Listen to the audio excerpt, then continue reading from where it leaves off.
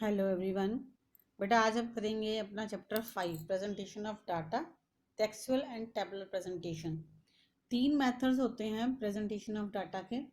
तीन में से इस लेसन में हम दो करेंगे, textual presentation and tabular presentation, और जो डायग्रामेटिकल प्रेजेंटेशन है वो हम नेक्स्ट लेसन में करेंगे।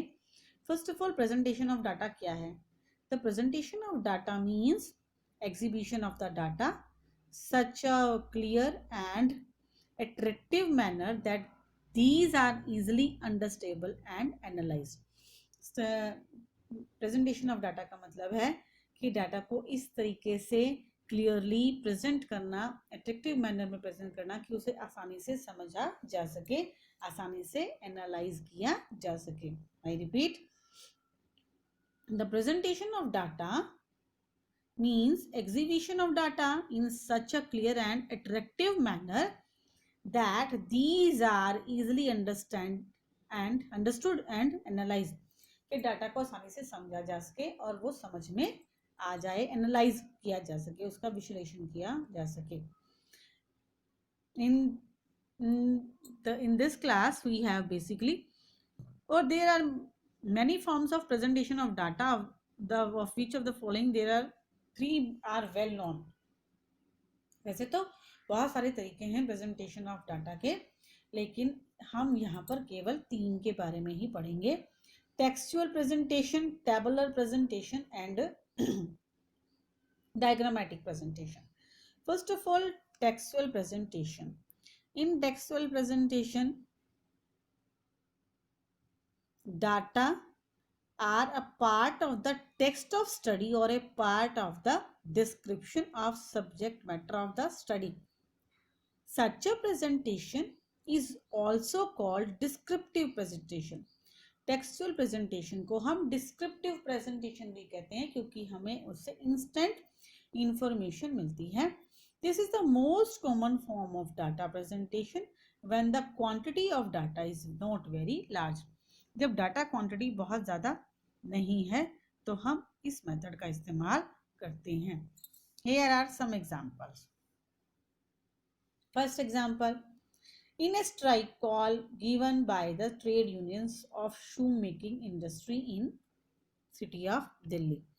दिल्ली के अंदर शू मेकिंग इंडस्ट्री ने कहा कि वो स्ट्राइक करेंगे।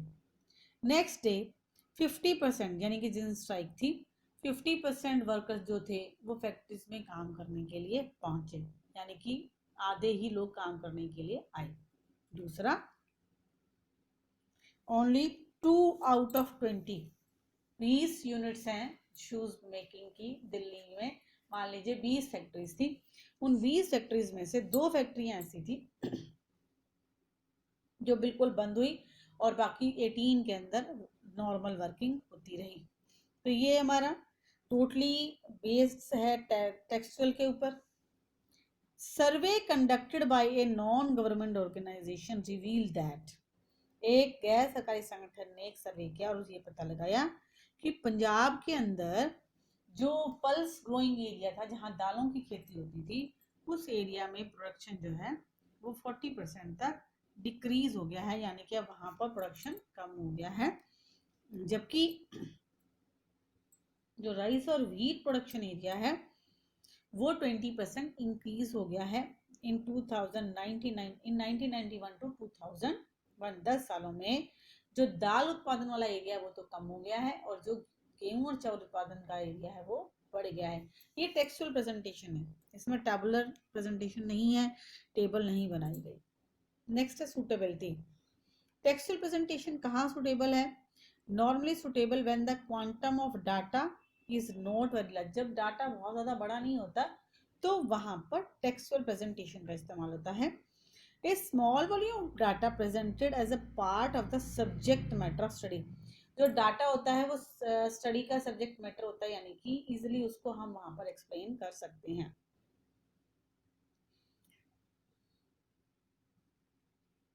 For example,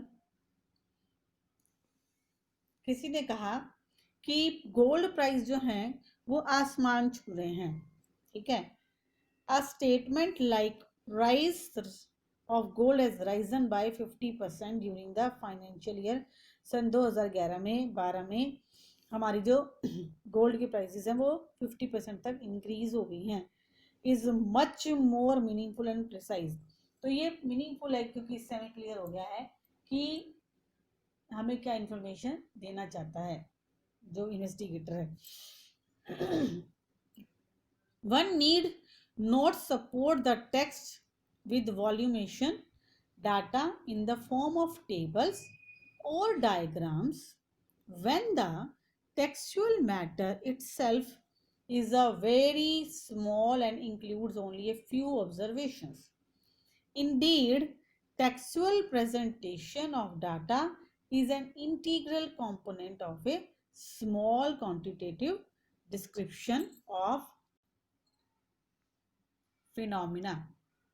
It gives an emphasis of statistical truth to the otherwise qualitative observation. Next drawback क्या है बेटा? ये वही यूजफुल है जहाँ पर डाटा बहुत कम होता है, शॉर्ट होता है डाटा। जहाँ लार्ज डाटा है वहाँ पर टेक्सुअल प्रेजेंटेशन को आप इस्तेमाल नहीं कर सकते, टेक्सुअल फॉर्म में एक्सप्लेन नहीं कर सकते। क्वांटिटी जहाँ पर होती है, फैक्ट्स जो है वो क्वांटिटी बेस्ड होते हैं, वहाँ पर आप टेक्सुअल डाटा का इस्तेमाल नहीं कर सकते। A picture or a set of bars showing increase in the price of gold during the specified period is certainly quite informative even on a casual glance. अगर हम देखें तो एक कैजुअल ग्लांस में हमें सिर्फ थोड़ी सी इंफॉर्मेशन ही मिल रही है इसको पढ़ने के बाद कि डाटा के गोल्ड प्राइसेस जो है 50% इंक्रीज हो गए। यहाँ पर ये नहीं शुभ बताया गया कि 1991 में कितने थे और 2001 में कितने हो गए हैं, ये नहीं वो शो कर रहा। वो सिर्फ ये बता रहा है कि 50% इंक्रीज हो गया है प्राइसेस के अंदर। तो कैसे इंक्रीज हो गया है, कितना इंक्रीज हुआ है, क्या रेट थे, ये हमें कुछ भी बताया नहीं जा रहा है। तो इससे हमें क्लियर नहीं होता, इंफॉर्मेटिव नहीं है ये। और a picture or a set of bars showing increase in the price of gold during a specific period is certainly quite informative even on a casual glance. लेकिन अगर हम ग्राफ के जरिए ये शो करते हैं कि पिछले साल गोल्ड प्राइसेस इतने थे, अब इतने हैं, उससे पिछले साल इतने थे, उससे पिछले साल इतने थे, उससे पिछले साल इतने थे, तो इजिली वो हमारे लिए अंडरस्टैंडेबल होता है। Textual presentation of data, on the other hand, does not offer anything to the reader at a mere glance of the text matter. The reader must read and comprehend the entire text. Reader को अगर knowledge लेनी है और comparison करना तो उसको पूरा data पढ़ना पड़ता है, पूरा टेक्स्ट पढ़ना पड़ता है, उसके बाद ही उसे इंफॉर्मेशन अवेलेबल होती है। ये ड्रॉबैक्स हैं, यानी कि जहाँ पर न्यूमेरिकल्स होंगे, वॉल्यूम्स के अंदर होगा या क्वांटिटी के अंदर होगा, वहाँ पर टेक्सचुअल प्रेजेंटेशन नहीं हो सकती क्योंकि उससे हमें कोई इंफॉर्मेशन नहीं मिलेगी। दूसरा, कंपैरिजन नहीं कर सकते हम टेक्सचुअल में, टाइम पीरियड का कंपैरिजन नहीं कर सकते, पर्टिकुलर टाइम पीरियड पे क्या प्राइसेस थे, अब कितने चेंज आए हैं, तो वो सब चीज़ें टेक्सचुअल प्रेजेंटेशन में नहीं होती। अब नेक्स्ट है हमारा टेबुलर प्रेजेंटेशन। जब डाटा को स्टैटिस्टिकल फॉर्म में प्रेजेंट किया जाता है तो बेटा उसे हम कहते हैं टेबुलर प्रेजेंटेशन। ठीक है, लुक एट हियर, ये है हमारी टेबल। अब एक कंपोनेंट्स ऑफ टेबल क्या होते हैं, एक टेबल के अंदर कौन कौन से कंपोनेंट्स होते हैं जिनसे कि टेबल बनती है। First of all table number. Table number के अंदर हम टेबल 1 2 3 ऐसे मेंशन करते हैं। Table must be number, table को नंबर देना जरूरी होता है। Different table must have different number, अलग अलग टेबल्स के अलग अलग नंबर्स होते हैं। These numbers must be in the same order as tables. Numbers facilitate location of the table. ये नंबर्स ऐसे ही होते हैं जिस नंबर में टेबल बनी हुई होती है। फिर सेकंड आता है हमारा title. A table must have a title, table का टाइटल भी होना चाहिए। टाइटल मस्ट बी सिंपल, और टाइटल क्लियर होना चाहिए, शॉर्ट होना चाहिए, सिंपल होना चाहिए। A good title must reveal, एक अच्छे टाइटल के अंदर द प्रॉब्लम अंडर कंसिडरेशन, हम किसके बारे में पढ़ रहे हैं, ये होगा क्या प्रॉब्लम हम स्टडी कर रहे हैं, किस टाइम पीरियड में स्टडी किया गया था वो भी लिखा होता है, और कहाँ पर हमने स्टडी किया था, द प्लेस ऑफ स्टडी भी मेंशन होता है, and the nature of classification of data is also mention. फिर थर्ड आता है हमारा हेड नोट। ये हेड नोट वो जो टाइटल में रह जाएगा वो हेड नोट कवर अप करेगा. If the title of the table does not give complete information, it is supplemented with the head note. Head note completes the information in the title of the table. Thus, units of the data are generally expressed in the form of lakhs, tons, and preferably in brackets at the head note. फिर next आ जाता है बेटा हमारा ये होता है हमारा stubs. Stubs होता है या subtitle. Stubs are title of the rows. इस रो का जो टाइटल होगा वो हमारा यहाँ आएगा. This titles indicate information content the rows के अंदर जो टेबल के रोज में जो इन्फॉर्मेशन लिखी हुई है ये उसको बताता है. ठीक है. फिर आता है caption. Caption is a title given. Columns के ऊपर जो टाइटल दिया हुआ होता है उसको कहते हैं बेटा कैप्शन. ठीक है. अ caption may have subheads when information contained in the columns is divided in more than one class. For example, a caption of students may have boys and girls as subheads. हम boys और girls की comparison कर रहे हैं तो यहाँ पर लिख देंगे boys और यहाँ लिख देंगे girls. I repeat, caption is the title. ये होता है caption is the title given to the column of a table. एक टेबल के कॉलम पे जो दिया होता है वो होता है कैप्शन या title. A caption indicate information. A caption indicate information contained in the column of the table. Table के अंदर जो लिखी हुई होती है. नेक्स्ट आ जाता है बेटा बॉडी और फील्ड. ठीक है. इनको ये जो कॉलम्स होते हैं इनको हम कहते हैं बॉडी या field. Body of a table means sum total of the item in the table. Sum total of the item in the table is known as body or field. Thus, body is the most important part of a table. Just imagine, ये हमने column नहीं बनाई तो इसके बिना table की क्या importance है? कुछ भी नहीं. कुछ नहीं पता चलेगा कि हम क्या शो करना चाहते हैं. तो ये सबसे इंपॉर्टेंट पार्ट होता है टेबल का जिसे हम फील्ड कहते हैं या बॉडी कहते हैं.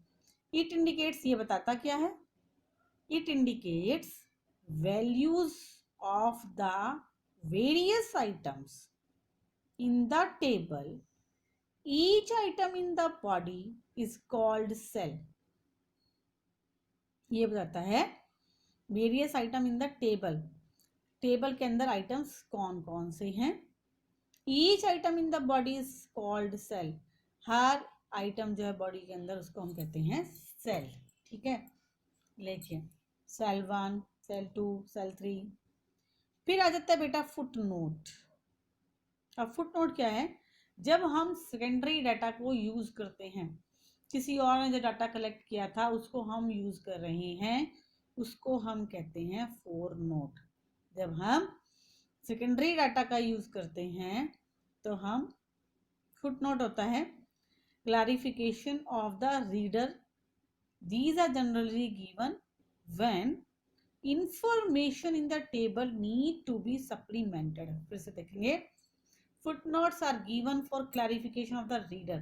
footnotes जो है वो रीडर की क्लैरिफिकेशन के लिए दिया जाता है. कई बार आप देखेंगे न्यूज़पेपर में या आपके बुक में भी टाइटल बना होता है तो नीचे फुटनोट लिखा होता है ये किससे रिलेटेड है, क्या स्पेशल बात है इसमें, हाईलाइट करते हैं वहाँ स्टार मार्क करके और उसको बता दिया जाता है कि ये क्या मेंशन किया जा रहा है, क्या लिखा जा रहा है, क्यों कर रहे हैं हम.